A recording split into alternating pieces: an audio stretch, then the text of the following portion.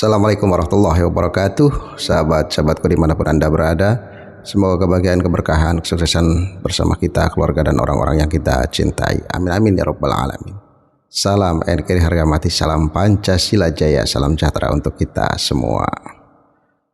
Profesor Dr. Haji Ahmad Zahro MA, Imam Besar Masjid Al-Akbar Surabaya, seorang ulama yang mumpuni. Beliau kembali mengingatkan para habaib agar tidak lagi mengaku-ngaku sebagai zuriyah Nabi.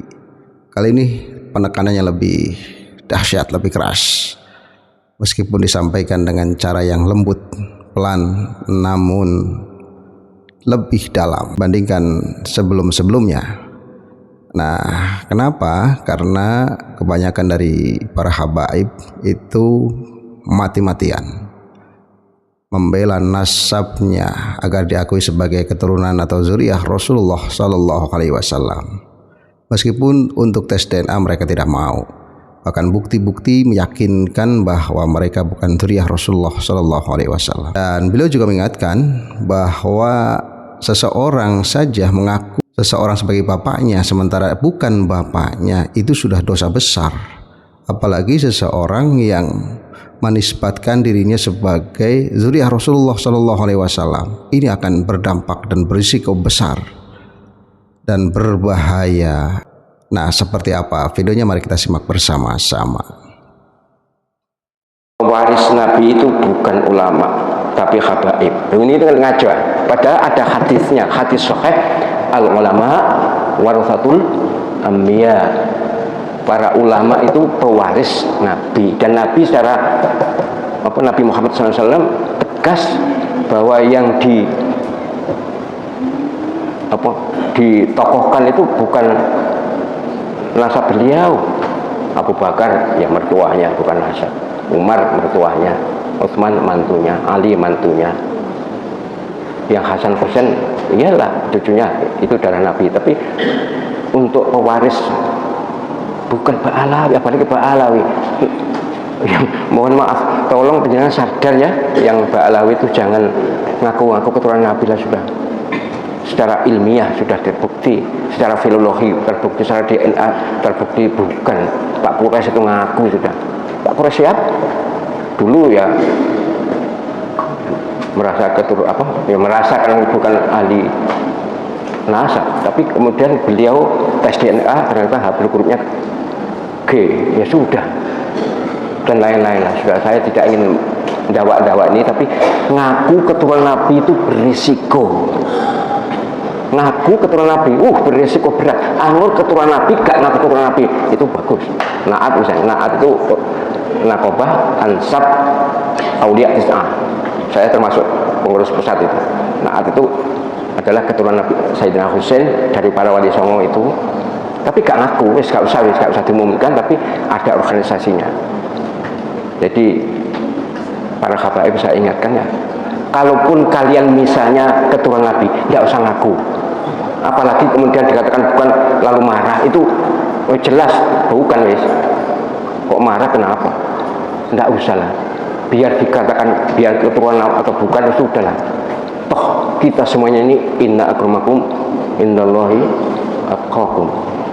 Yang paling mulia di antara kalian semuanya adalah yang paling bertakwa, bukan nasab siapa. Apalagi ngaku ahlul bait. Bukan ahlul bait itu hanya 5. Sayyidah Khadijah itu bukan. Yang ahlul bait itu Nabi, kemudian Sayyidina Ali, Hasan, Husain, siapa ya situ ya? Fatimah.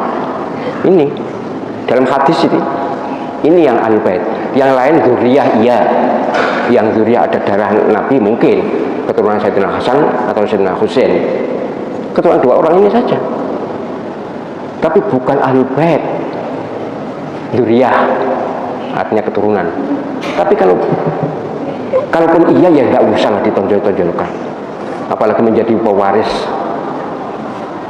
Nabi, bukan. Pewaris Nabi adalah para ulama. Ya.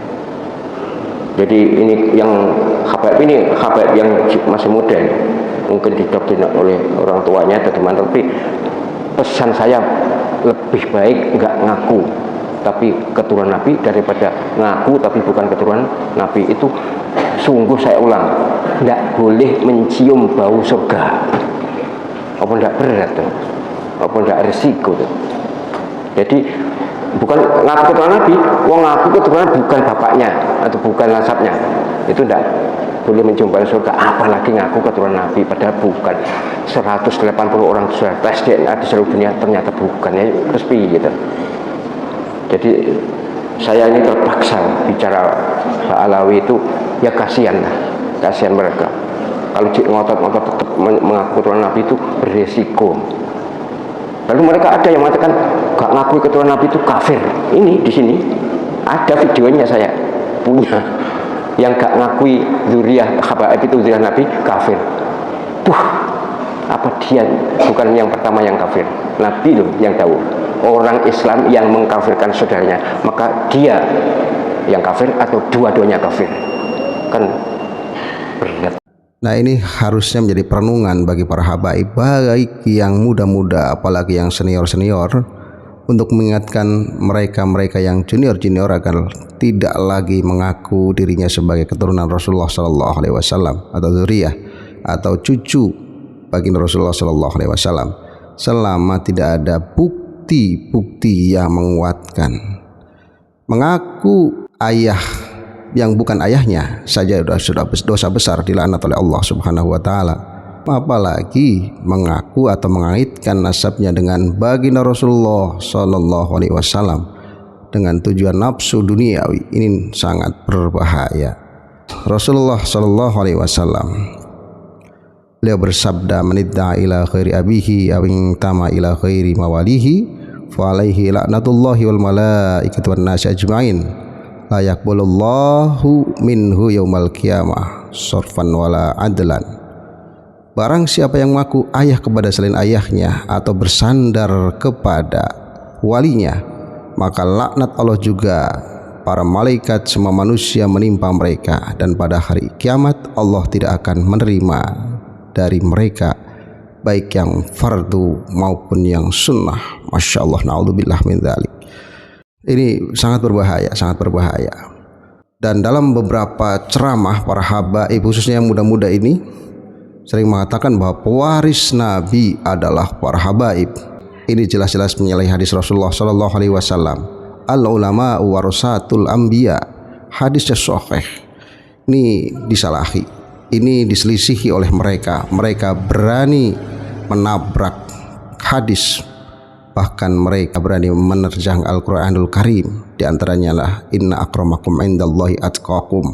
Ayat ini sering diputarbalikan maknanya demi untuk membela nasab mereka.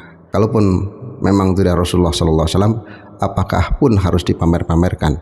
Apalagi tidak tersambung dengan Rasulullah Sallallahu Alaihi Wasallam kemudian mengaku-ngaku. Naudzubillah min dzalik.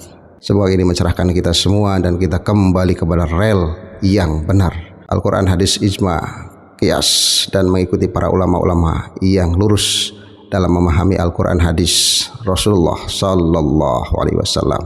Ini saja, semoga bermanfaat. Assalamualaikum warahmatullahi wabarakatuh.